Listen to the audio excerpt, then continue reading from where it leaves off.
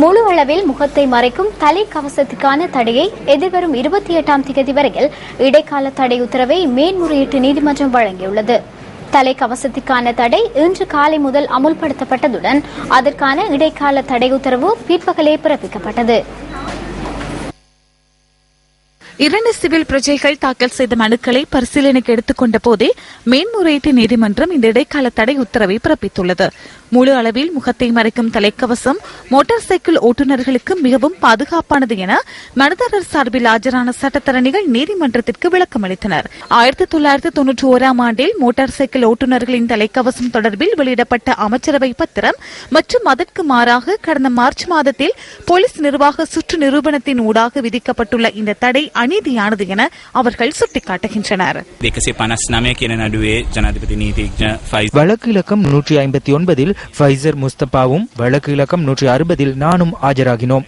எமது விளக்கமளிப்பின் பிரகாரம் போலீசாரினால் கொண்டுவரப்பட்ட தலைக்கவச தடைக்கு 2015 ஏப்ரல் மாதம் 28ஆம் தேதி வரையில் இடைக்கால தடை உத்தரவை வழங்க நீதிமன்றம் தீர்மானித்தது.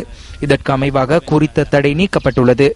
முழு அளவில் முகத்தை மறைக்கும் தலைக்கவசம் தொடர்பில் இன்று காலை முதல் சட்டத்தை நடைமுறைப்படுத்திய விதமே இது.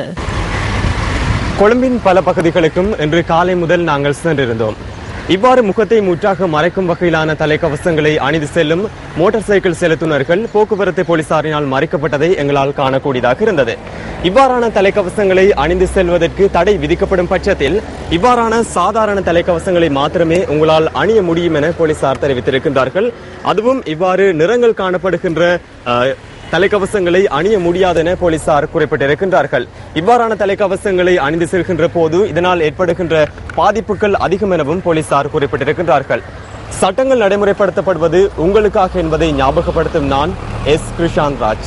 குறித்த சட்டத்தை ஆரம்பத்திலேயே கடுமையாக செயற்படுத்தாது அதனை படிப்படியாக செயற்படுத்தவே உத்தேசித்துள்ளதாக போலீசார் தெரிவித்தனர். இதன் அடிப்படையில் மோட்டார் சைக்கிள் ஓட்டுநர்களை நிறுத்தி விசாரணை செய்யப்பட்டதை தவிர தண்டனை வழங்கவில்லை. முழு அளவில் முகத்தை மறைக்கும் தலைக்கவசம் அணிந்து குற்றவாளிகள் பல்வேறு கொள்ளைச் சம்பவங்களில் ஈடுபடுவதுடன் குறித்த தலைக்கவசத்தின் முன்பகுதியில் காணப்படும் வைபரினால் தடுமாற்றங்கள் ஏற்பட்டு விபத்துக்கள் ஏற்படுவதனால் இந்த சட்டத்தை நடைமுறைப்படுத்துவதாகவும் போலீசார் தெரிவித்தனர்.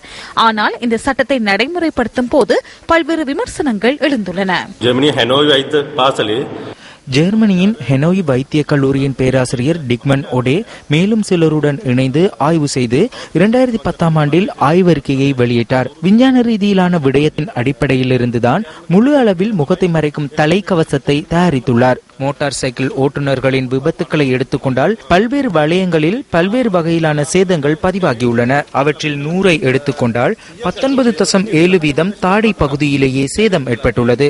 35% முகத்தின் முன்பகுதியிலுமே சேதம் ஏற்பட்டுள்ளது.